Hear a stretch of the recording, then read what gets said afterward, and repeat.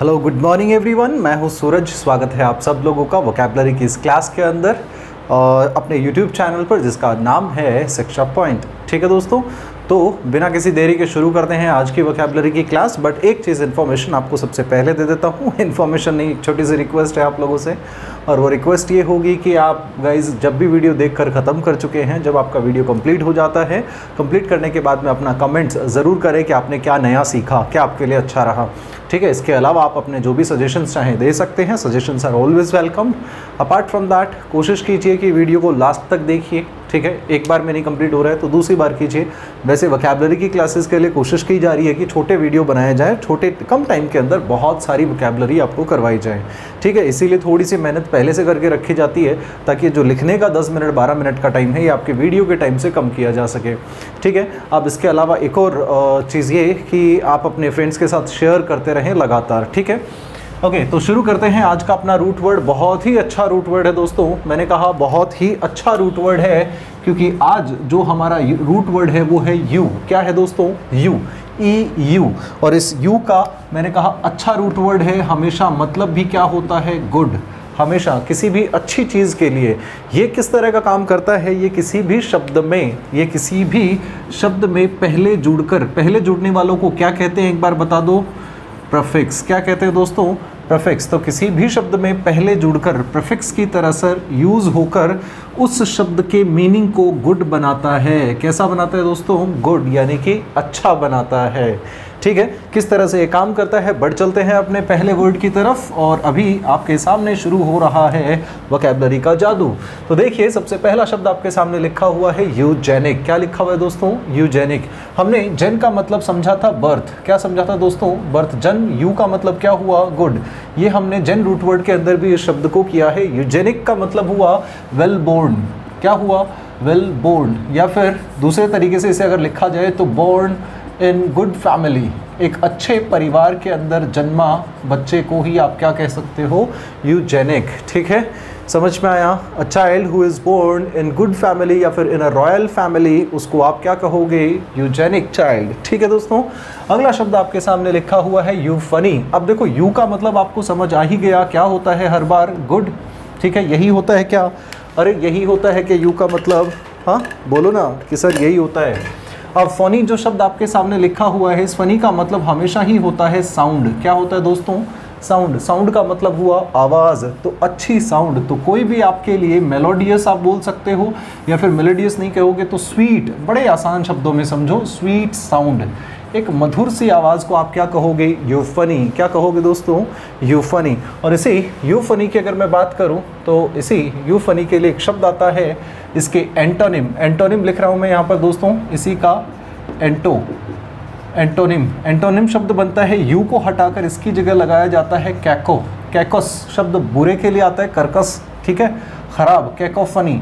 तो कैकोफनी का मतलब क्या हुआ? जो बहुत ही बेसुरी आवाज़ हो या फिर जो आवाज़ बुरी हो उसको आप क्या कहोगे?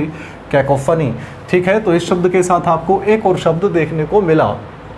ठीक है, ओके, इसका मैंने शायद आपको अपोजिट एंटोनिम बताना भूल गया। इसका होता है एक एंटोनिम, बता देता हूँ। अगर बॉर्न इन गुड फैमिली है या फिर अच्छे से पला बड़ा है, अच्छे संस्कारों के साथ, आपने कहा यूजेनिक, अच्छा बर्थ जिसे कहते हैं, एक अच्छी नस्ल का बच्चा, यूजेनिक। इसी का अपोजिट की अगर मैं बात करूं तो एक शब्द यूज़ होता है एंड दैट इज डिसजेनिक। क्या हुआ दोस्तों? डिसजेनिक। यहाँ पे लिख देता हूँ डिसजेनिक। ठीक है, और डिसजेनिक क्या हुआ? एंटोनिम हो गया किसका? यूजेनिक का। ठीक है, इसका हम कर ही चुके हैं। अब अगला शब्द आता है यूलॉजी। तो यूलॉजी का मतलब शायद हम लोग सीख चुके हैं। वैसे तो देखो, यूलॉजी अपने आप में नाउन है। इसी को अगर आपको लाइक वर्ब बनाना है तो आप क्या कर सकते हो? EULOGISE, eulogise. क्या हुआ दोस्तों? यूलोजाइज यानी कि तारीफ करना। इसका मतलब होता है किसी की प्रशंसा करना। हम पहले ये शब्द सीख चुके हैं।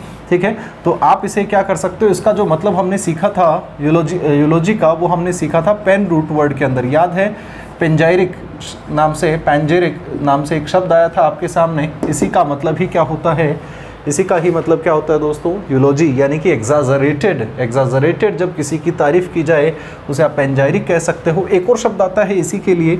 ये दोनों के दोनों शब्द सिनोनिमस हैं। पहले मैं वो शब्द लिख देता हूँ। यूलॉजी का मतलब तो आपको पता चल ही गया, हिंदी में लिख देता हूँ तारीफ करना, ठीक है, या फिर अंग्रेजी में भी लो भाई प्रेज करना, ठीक, ये बात कर रहे हैं यूलॉजी की। तो एक और शब्द जो आता है दैट इज एनकमियम। क्या आता है दोस्तों? एनकमियम। एनकमियम का मतलब हुआ फिर से वही भाई तारीफ करना। ये दोनों के दोनों शब्द आपके इस शब्द के क्या हैं? सिनोनिम हैं, सिनोनिम, ठीक है, ये भी दोनों के दोनों सिनोनिमस वर्ड हैं। अगला शब्द आपके सामने आ रहा है यूफेमिज्म। तो यूफेमिज्म क्या होता है? बताइए यूफेमिज्म क्या होता है?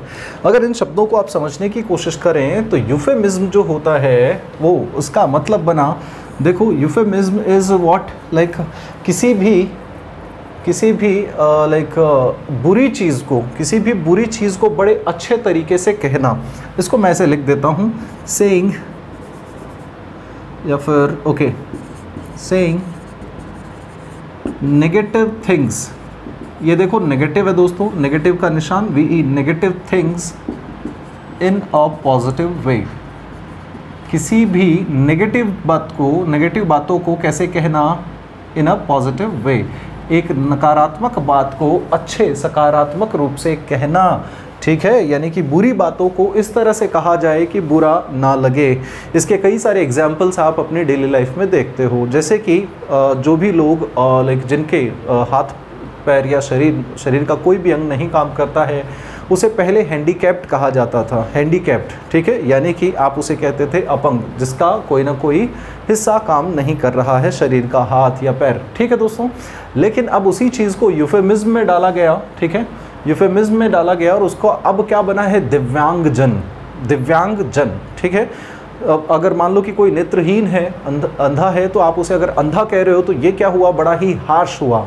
क्या हुआ? हार्श। हार्श का मतलब शायद सभी को पता होगा, सेइंग नेगेटिव की जगह पर आपको एग्जाम ये भी दे सकता है, हार्श। देखो ये हर्ष नहीं है, ये है हार्श। हाश का मतलब हुआ बड़े ही चुभने वाले शब्द। बड़े चुभने वाले शब्द को बड़े प्रेम से कहना, ठीक है। अब जब कोई भी नेत्रहीन है, अंधा है, उसे आप अगर अंधा कहते हो तो बुरा लगेगा, जाहिर सी बात है। लेकिन अगर वहीं पर उस हाश के जगह पर आप उसे लाइक दिव्यांग कहते हो या फिर कोई भी दूसरा अच्छा शब्द अगर उसके लिए काम में लेते हो, तो वो एक तरह से क्या हो गया? यूफेमिज्म का एग्जाम्पल हो गया। दूसरे तरीके से कह सकते हैं, जब भी किसी की डेथ हो जाती है तो यूँ ना कहकर कि वो मर गया, हम हमेशा कहना चाहते हैं कि उनका देवलोक गमन हो गया, उनका देवलोक गमन हो गया। तो एक तरह से ये शब्द क्या है, जो शब्द है बात तो वही है, लेकिन वो शब्द सुनकर बड़ा ही कैसा लगता है? हाश फील होता है, बड़ा ही लाइक नेगेटिव से फीलिंग आती है। तो उसी नेगेटिव, बात तो वही, लेकिन उसको पॉजिटिव तरीके में कहने को आपने क्या कहा? यूफेमिज्म। यूफेमिज्म का अगर आपको लाइक अपोजिट बनाना है तो वो क्या हो जाएगा दोस्तों? इसका अपोजिट अगर करना हो यूफेमिज्म, यानी कि पॉजिटिव चीज़ को भी नेगेटिव में कहने की अगर बात हो, तो यूफेमिज्म का अपोजिट एक शब्द आप लोगों के सामने आता है। यहाँ पर इसका एंटोनिम लिख देता हूँ, मुझे जगह बनानी पड़ेगी शायद। चलो एक काम करते हैं, इस यूफोरिया शब्द को वहाँ लिख लेते हैं, आसान हो जाएगा। यूफोरिया, ठीक है। इसका एंटोनिम जिसकी मैं बात कर रहा हूँ दैट इज डिसफेमिज्म, ठीक है।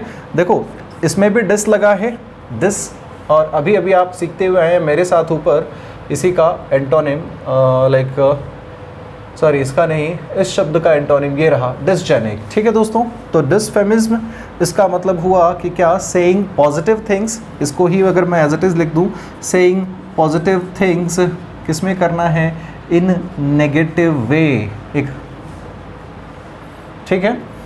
अगला शब्द आता है यूथनेशिया। अब यूथनेशिया क्या होता है इसको समझिए। इसका मतलब होता है मर्सी किलिंग। क्या होता है? Mercy killing.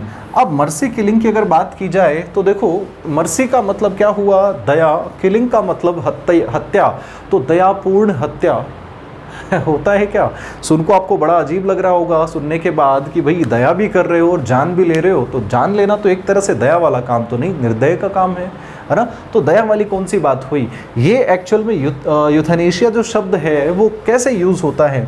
बहुत बार बहुत बार जब कोई जीना किसी के लिए इतना मुश्किल हो जाए कि उसे जीना बहुत ज़्यादा दुखी कर रहा है, तो ऐसे में उस पर दया दिखाते हुए उसके प्राण ले लिए जाते हैं। यूथेनेशिया बहुत पहले से चलता आया है। युद्ध के अंदर भी क्या होता था, जब हमारी मान लो कि कोई भी सेना है जो लड़ रही है, उस सेना के सिपाही अगर युद्ध के अंदर घायल हैं, तड़प रहे हैं, उनकी जान नहीं जा रही है लेकिन वो तड़प रहे हैं, ठीक है। अब उन्हें पता है कि वो उनको बचाया नहीं जा सकता, लेकिन वो तड़प तड़प कर काफ़ी 1 दिन में 2 दिन में मरेंगे, उनकी जान जाएगी, इससे अच्छा उनको तुरंत मार दिया जाए। तो मारा तो जा रहा है, उनको किलिंग तो हो रही है, लेकिन क्यों मारा जा रहा है? ताकि वो दुखी ना हो, तड़पे ना। इसी को क्या कहा गया, इसी तरह की किलिंग को कहा जाता है यूथेनेशिया, अच्छे के लिए किसी की हत्या करना, ठीक है। ऐसे कई सारे केसेस भी आए हैं, बहुत बार आप टीवी में भी देखते होंगे, मूवीज़ के अंदर भी देखते होंगे, ठीक है। लाइक एक केस भी था जिसके ऊपर काफ़ी चीज़ें ये कोर्ट के अंदर अपील गई थी। एक पेशेंट था जो लगभग 27 साल से कोमा में था, ठीक है। कितने साल से? 27 साल से।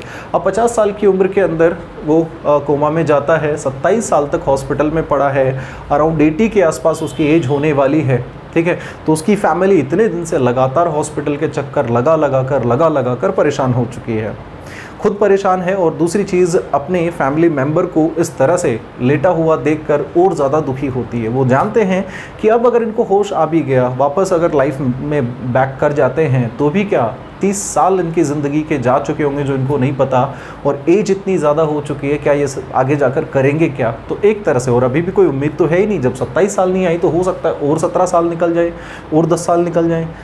तो ऐसे में उन्होंने चिट्ठी लिखकर हाई कोर्ट से ये डिमांड की, ये अपील की कि उन्हें यूथेनेशिया के लिए अलाउ किया जाए, यानी कि उनके ऊपर दया दिखाई जाए और उनकी जान ले ली जाए। हालांकि वो अप्रूव नहीं हुई। Euthanasia is still a crime, we are not allowed to take any life, ठीक है। हम किसी की ज़िंदगी नहीं ले सकते, अभी भी ये चीज़ गैर कानूनी है।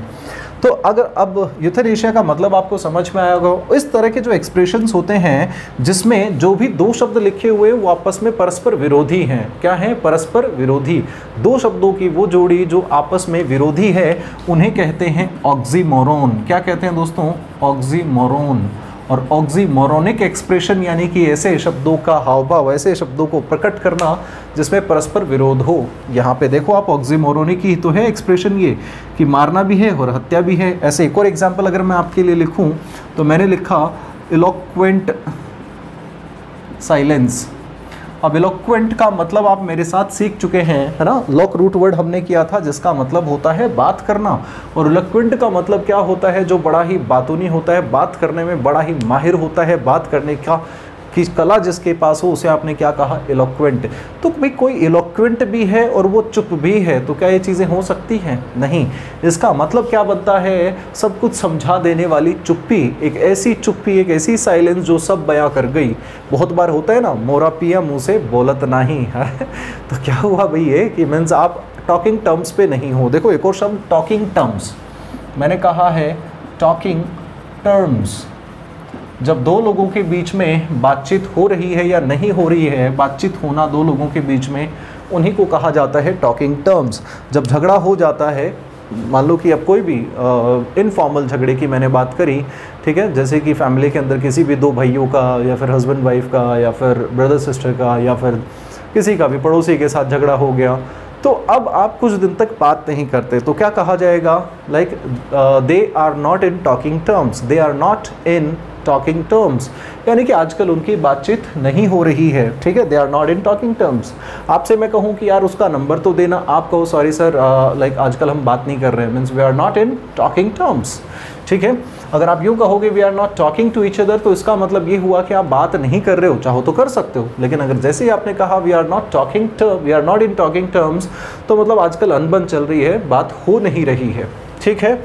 तो शायद ये समझ में आया होगा। इलोक्वेंट साइलेंस एक ऐसी चुप्पी जो सब बयां कर जाए। आप किसी से बात करना चाहते हो, आप कोशिश कर रहे हो कि भाई कोई तो जवाब आए, कोई तो जवाब आए, ठीक है।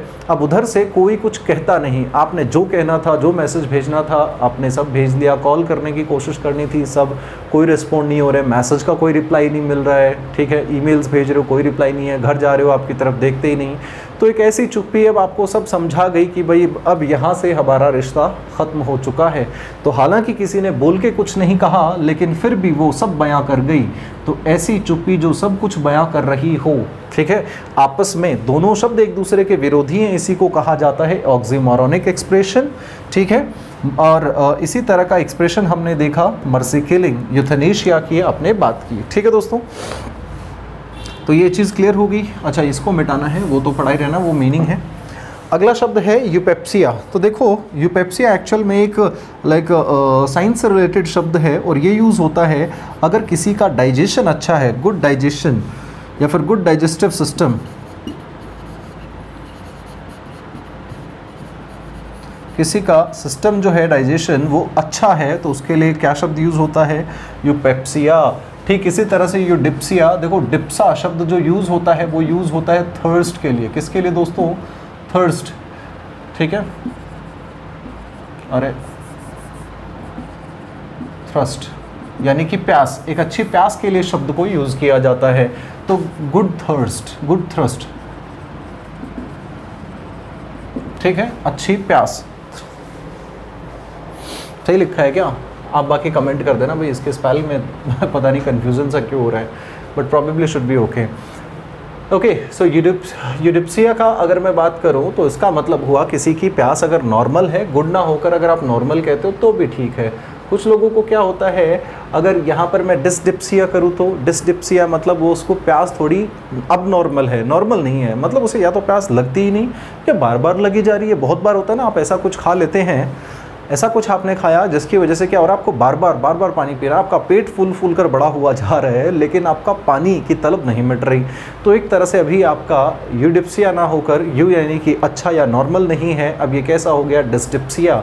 डिसडिप्सिया, थोड़ी देर पहले हम नेगेटिव बनाना सीख रहे थे डिस लगाकर, ठीक है। तो डिसडिप्सिया यानी कि एक ऐसी प्यास जो बड़ी ही अबनॉर्मल हो चुकी है, वो नेगेटिव में हो सकती है, वो ज़्यादा हो सकती है, यानी कि कम या ज़्यादा हो सकती है, बट नॉर्मल नहीं, ठीक है। अगला शब्द आपके सामने आया है यूरेका। यू शब्द अपने आप में ही अच्छा बताता है, लेकिन देखो दोस्तों ये शब्द अपने आप में क्या है, इसका कोई मीनिंग नहीं, एक्चुअल में ये एक तरह का इंटरजेक्शन वर्ड है। क्या है? इंटरजेक्शन। और इंटरजेक्शन वो शब्द होते हैं जो अचानक से उत्पन्न होने वाले भावों को बताते हैं। क्या बताते हैं? अचानक से जो भी भाव आपके उत्पन्न होते हैं उनको बताते हैं। ये शब्द कहाँ पे यूज़ किया जाता है? जैसे ही आपको कोई सडन हैप्पीनेस मिलती है, क्या मिलती है? सडन हैप्पीनेस मिलती है, उस वक्त जो आपके मुंह से निकलता है ओ तेरी की हुर्रे। सो उसी के तरह से एक शब्द है आपके पास eureka, a sudden moment of happiness, a sudden moment of happiness. यहाँ पे मोमेंट भी लिख लेना भाई आप लोगों के लिए, यही ठीक है। Okay, so the next word is eudaemon. तो यूडेमन का मतलब क्या हुआ? देखो डीमन शब्द हम पहले भी करते हुए आए, डीमन का मतलब क्या होता है? इविल या फिर राक्षस। यहाँ पे लिखा हुआ है यू। अब देखो फिर से आपके पास एक और एग्जाम्पल आ गया, राक्षस भी है और अच्छा भी है। हाँ, तो ये किस तरह का एक्सप्रेशन है? अभी थोड़ी देर पहले आपको लिख के बताया था, ऑक्सीमोरोनिक। कौन सा? ऑक्सीमोरोनिक। तो ऑक्सीमोरोनिक एक्सप्रेशन हुआ एक ऐसा आत्मा, एक ऐसी भूत प्रेत जो अच्छा है, इसके लिए यूज होता है good spirit. A good spirit, spirit एक अच्छी आत्मा जो होती है, ठीक है, एक अच्छा घोस्ट आप कह सकते हो, चाहो तो एक अच्छा भूत, उसी को हमने क्या कहा? यूडेमन। यूडेमन एक अच्छा राक्षस। अच्छा राक्षस किसे कहते हैं? देखो बहुत सारी मिथोलॉजीज़ जो होती हैं, देखो मैं पहले भी क्लास के अंदर ये शब्द काम में ले चुका हूँ। मिथोलॉजी क्या होती है फ्रेंड्स? मिथोलॉजी यानी कि एक वो चीज़ जो सुनी हुई बातों पर आधारित है, उसके हिस्ट्री में फैक्ट होने का सबूत नहीं, लेकिन उनके ऊपर सभी लोगों की मान्यता है, लोगों का विश्वास है उस बात पर, ठीक है। तो उसी को कहा जाता है मिथोलॉजी। तो हमारी मिथोलॉजी, या फिर मैं बोलूँ जैसे कि आर्य मिथोलॉजी या फिर ग्रीक मिथोलॉजी, सभी की अलग अलग है। खैर अगर ग्रीक मिथोलॉजी की हम बात करें तो उसमें भी ऐसे यूडेमन काफ़ी हैं, और अगर अपनी मिथोलॉजी के अंदर भी ऐसे कई राक्षस हुए हैं जो अच्छी प्रवृत्ति के थे, ठीक है। तो एग्जाम्पल के लिए हम ही थोड़ी देर पहले हम लोगों ने रामायण देखी थी, थोड़े दिनों पहले रामायण चल ही रही थी, और उस रामायण के अंदर सीता का हरण होने के बाद उसे अशोक वाटिका में रखा जाता है। तो वहाँ पर एक राक्षस ही तो थी, वो राक्षस कुल देवी ही तो थी, कुल देवी नहीं सॉरी, राक्षस प्रजाति की ही वो महिला थी, फिर भी वो उस सीता माता का खूब ख्याल रखती है। हालांकि राक्षस है, लाइक एक तरह से डिमिन है, लेकिन फिर भी कैसी है, अच्छी है। फिर ठीक इसी तरह से विभीषण की अगर मैं बात करूँ तो यूडेमिन, ठीक है। और एक मूवी आई थी बहुत पहले, शायद आप लोगों को याद हो, तो एक मूवी थी चमत्कार, शाहरुख खान की बहुत पुरानी मूवी है, नसरुद्दीन शाह ने उसमें एक भूत का रोल निभाया था, सो वो एक गुड डेमन था। या फिर और बात करें एक भूतनाथ मूवी अमिताभ बच्चन की, यू डेमन हो गया एक तरह से, गुड स्पिरिट, कई सारे एग्जाम्पल भरे पड़े हैं फ्रेंड्स। ओके, अगला शब्द आपके सामने आया है यूस्थेसिया। क्या आया है, यूस्थेसिया। देखिए स्पेलिंग टेस्ट के अंदर दिया जाने वाला शब्द है, इसमें या तो स्पेलिंग दी जाते वक्त या तो ये ई मिस करते हैं या फिर ये एस मिस करते हैं, इन दो में से एक हटाकर या इनको आगे पीछे कर कर आपको ये दिया जाता है। तो यूस्थेसिया क्या होता है, ये होता है जो भी आपके लाइक गुड कंडीशन ऑफ जो सेंसेस होते हैं,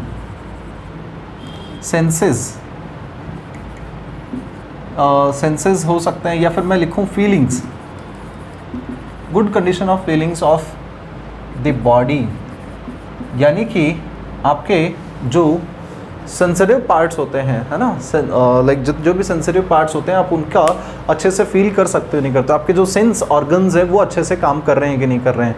यानी कि सेंस का मतलब वो अगर कोई आपको छू रहा है तो आपको पता लग रहा है कि नहीं लग रहा है। होता है क्या है, पैरालिसिस जब होता है, पैरालिसिस नॉट दैट, लाइक अगर बहुत बार क्या होता है एक हिस्सा ऐसा ख़राब हो जाता है जिसके ऊपर अगर कोई जला भी दे तो उसको दर्द नहीं होता, तो वो हिस्सा क्या हो चुका है, एकदम से फीलिंग नहीं बची उसमें, इनसेंसिटिव हो चुका है। तो बॉडी का जो भी चीज़ें हैं बॉडी के अंदर, उन सब का अगर फीलिंग उसके अंदर जो भी है, जो भी सेंसेस हैं, वो अगर एक्टिवली काम कर रहे हैं तो उसकी कंडीशन कैसी है, यूस्थेसिया कंडीशन है, यानी कि यूस्थेसिया अच्छी कंडीशन के अंदर बॉडी की वो सारी फीलिंग्स हैं। ठीक है फ्रेंड्स, अगला शब्द है आपके सामने यूमॉर्फिक्स। अब देखो मॉर्फ शब्द जो आता है, मॉर्फ का मतलब क्या होता है, किसी की संरचना या बनावट, ठीक है, या फिर किसी का फॉर्म कह सकते हो। फॉर्म का मतलब ही आपको पता है निर्माण, ठीक है, उसी को कहते हैं। तो यू का मतलब हुआ गुड, या फिर आप कह सकते हो नॉर्मल। क्या कह सकते हो, नॉर्मल, या फिर आप कह सकते हो ओरिजिनल। यहाँ पर जो मतलब आता है that is original.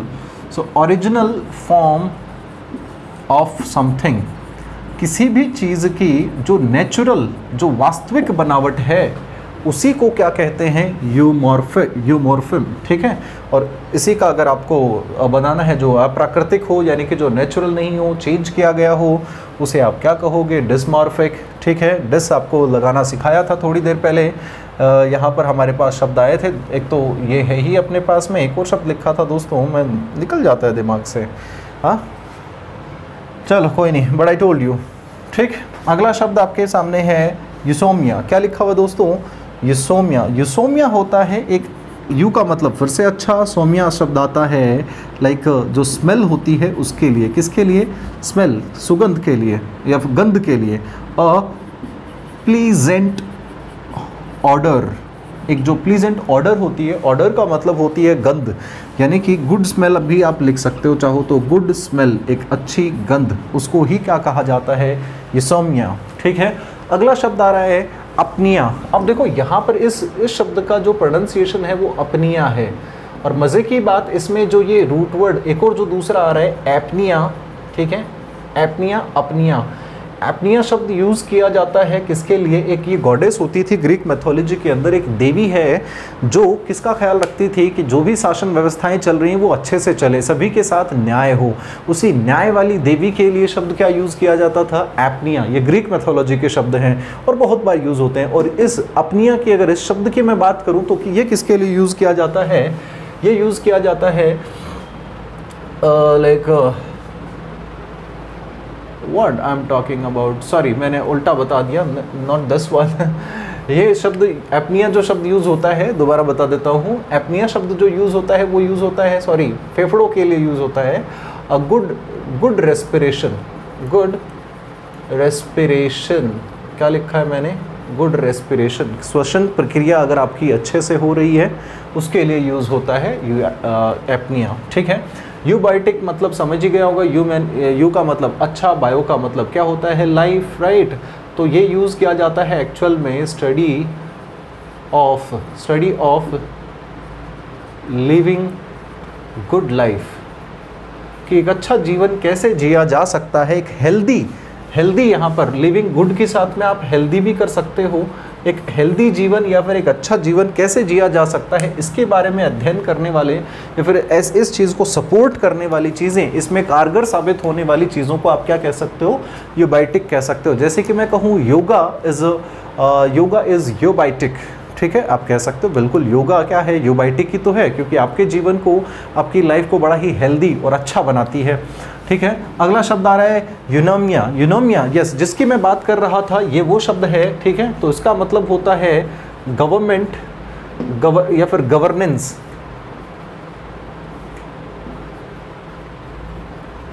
Governance according to good laws, अच्छे नियमों, अच्छे। तो ये नोमिया की बात की जा रही है एक्चुअल में। नोमिया वॉज नोमिया क्या थी, नोमिया एक गॉडेस थी। गॉडेस का मतलब सभी को पता है, देवी थी, गॉडेस ऑफ लॉ। ठीक है, तो वो क्या करती थी, ग्रीक मैथोलॉजी की बात है, ग्रीक के अंदर, ग्रीक की जो पौराणिक कथाएं हैं उनके अंदर ऐसा लिखा हुआ है कि वहाँ पर एक प्रकृति नियमों को बनाने वाली एक देवी थी जो नियमों का ध्यान रखती थी, जिससे सभी को न्याय मिलता था, उसे नोमिया कहा जाता था। और यूनोमिया अब शब्द जो यूज़ होता है वो यूज़ होता है एक ऐसी गवर्नेंस जिसके अंदर अच्छे कानून बनाए गए हों, मतलब जिसमें सभी को सहूलियत हो, किसी को परेशानी ना हो। ठीक है, उसी को कहते हैं यूनोमिया। अगला शब्द है आपके सामने यूफोरिया। यूफोरिया शब्द आपको पता ही है दोस्तों, it's a very basic word, like a good life आप यूज़ कर सकते हो। बहुत ही छोटा सा वहाँ पे ही शब्द आ गया था शुरू में ही ये। ठीक है, यूफोरिया, अ गुड लाइफ, एक अच्छा जीवन के लिए आप कह सकते हो, good way of living life, way of living, अच्छा जीवन जीना। ठीक है, तो इसी के लिए शब्द यूज़ होता है यूफोरिया। तो ये थी अपनी आज की वोकैबुलरी। यू रूट वर्ड बहुत ही शानदार रूट वर्ड है और एसएससी के लिए तो सबसे मैं कहूँगा बहुत ही काम का है। वन वर्ड के क्वेश्चंस बहुत सारे बनते हैं, सारी चीज़ें आपको अच्छे से लिख के समझाई हैं। कोशिश की है कि कई जगहों पर जहाँ पर आपको एंटोनिम या सिनोनिमस आपको दिया जा सकता है, जिन जिन शब्दों के हमारे पास पॉसिबल हुए वो हमने आपको देने की कोशिश करी। तो सेशन आपको अच्छा लगा होगा, शेयर करना ना भूले गाइज़। आपसे मिलकर अच्छा लगता है रोज़ सुबह में।